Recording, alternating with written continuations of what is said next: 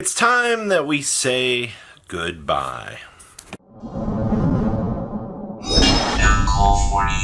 Make sure you guys smash the crap out of that subscribe button so you guys don't miss out on more Oz content. This is the end of the block, everybody.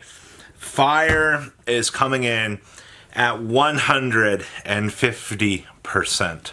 Snake Eyes is on the horizon. The deck plays around the only real stop functionality that the TCG has going for it here. But I want to talk about the end of these format results before we get too far into the it's a fire or bust, the format here. So, Rescue Ace was on the last end of the week here. Especially when you're looking at the end of these results here. I mean, Rescue Ace was always going to be the dominant deck, right? Like, that never really changed. You have Labyrinth coming in at 12%. Okay, or 10% with 12 decks. You had Mana Diem with 9. Kashtira with 9 decks as well. I do want to give a shout out to Kashtira, though. No matter what you look at, no matter what shifts occur in the future here, no matter what change that you see coming on the horizon here, Cash is still the best gosh darn mid-range control deck that the game has had in years. Alright, Fenrir is a stupid card. And going into next format here, yes, you can play Kashtira. Are you going to have a fun time? That's got a little bit to be left to be desired here, especially with your last little block of data here. That we're going to be looking at here. And then we also had Fire Kings with 9 variants at 8% as well. You kind of notice that, like, between Mana Diem, Kashtira, and Fire King. Also, I do want to give a shout out to Mana Diem. No matter how much we look at this format, no matter how much shifting around continues to occur with this, you take a look at how Mana Diem has done, and it has been pretty consistent. Though I can tell you there are a lot of events that you'll look at and you will see 0 Mana Diem.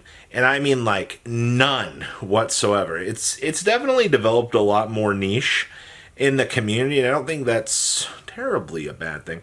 We also had 8 Sprite variants, which is good. Purely still holding on, just a little bit with 7. We do have 5 unknown decks out of the weekend from data that's just missing, but that's fine. Tier still has 5 representatives as well. Unchained! Holy moly! You might not know this, but, you know, everybody discounted Unchained out here as like this, oh my gosh, the deck is, it's done, Robbie.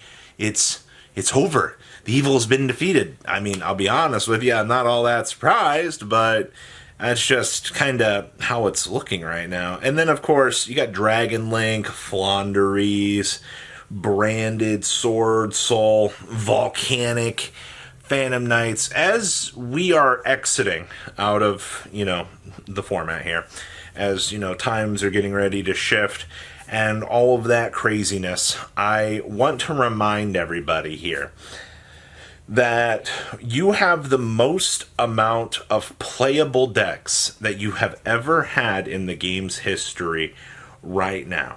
Alright, that's 7, 8, 9, 10, 11, 12, 13, 14. Pre the Phantom Nightmare drop, on this chart, you have 15 decks that are labeled with at least 4 to 5 more that have had random abnormality tops, which would put you at 20 plus viable decks right now.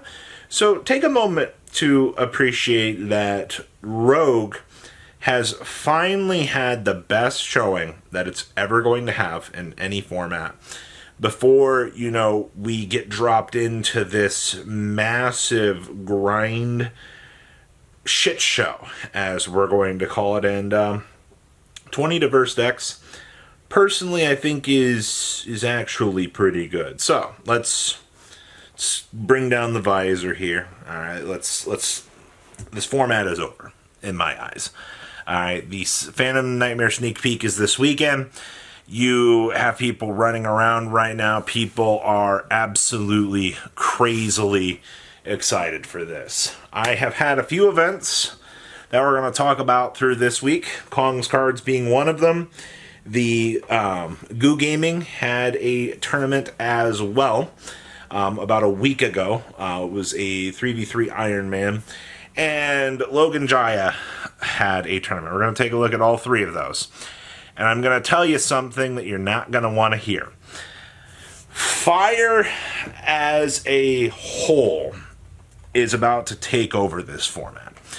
And especially looking at the Kong's data with Snake Eyes, if it's a very clear indicator out here that everything in the fire department, you know, all of the price points that Bonfire has led to, I'm not going to say we're going into something that's clearly, you know, representative of like the former tier format that we went through, but I'm going to be honest with you out here. I don't think a lot of people are going to be happy, and I've already heard a few people out here, of course. I mean, this tends to happen all the time. As you swipe away the diversity, you'll hear people wanting to take a break from the game. I'm not knocking that. It happens all the time. There are a lot of people that are just looking at this upcoming format, and they're like, I just don't want to play Fire Mirrors all day. You know, and that's fine, all right? Nothing against that. Everybody will choose to play Yu-Gi-Oh! In the way that they choose to. But I'm going to be upfront and honest with you. If you're going into this format, you're like, all right, I got the bonfires. I spent my month's rent on getting a set of those. I got my popular coming. I got my Promethean Princess coming. If you're not learning that mirror match, if you spend all of this money and you're dog shit at this game, and you're ready to lose every single mirror match that you can,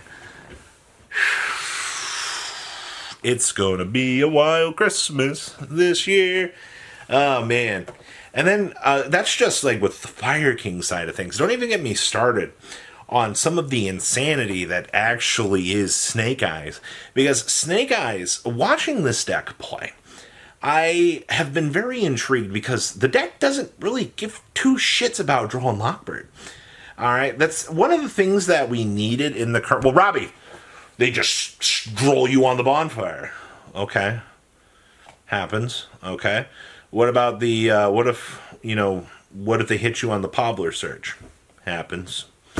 You know, I mean, as long as I can see a Diabell Star Witch to set the Sinful Spoils, I don't care. We're off to the races, you know. All my Flamber's Dragon combos involve the graveyard. Now, Soul Release, DD Crow. Oh man, DD Crow is going to be an interesting thing to see. I can't wait for the Crow monster to be running around out here. Like, genuinely, that's going to be a good one to see. But yeah, Soul Release, DD Crow, anything that can interrupt in the graveyard, different Dimension Ground going first. Yeah, I know, blinking a turn off of Snake Eyes. Snake Eyes has its own inherent problems, but right now with the TCG going, yeah, Droll Lockbird, baby, yeah, this is the best card ever. It's going to be a little bit of a rough thing because if a deck starts winning because Droll is a very relevant card in the format, and then Droll starts to get pushed out of the format because Snake Eyes is winning, then that means that other decks that were gate-kept by Droll existing in the format could show up. I mean, imagine a world where a Dark World player sees that there's no longer Droll and Lockbird in the format because Snake Eye just is, you know, going through and tearing up things because, you know, it just happens. Means a Dark World could have a successful crazy day out here. Like, take a moment to think about that. I don't know, man. I don't know if Snake Eyes plays through, like, a card destruction Dark World hand for 4. Like, I'm sorry, I don't care how good you are at the game, but, like, if Dark World just gets enough gas on the field, I feel like they can do anything. Maybe that's just me being super optimistic here, but I look forward to seeing how Droll's placement in the upcoming format will exist.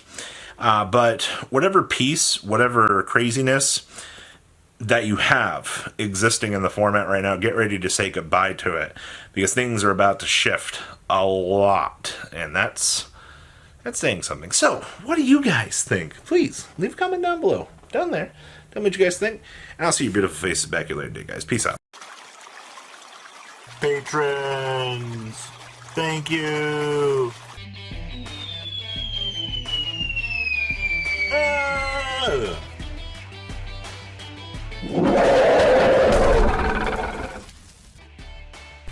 Thank you so much for watching. Check out these other videos.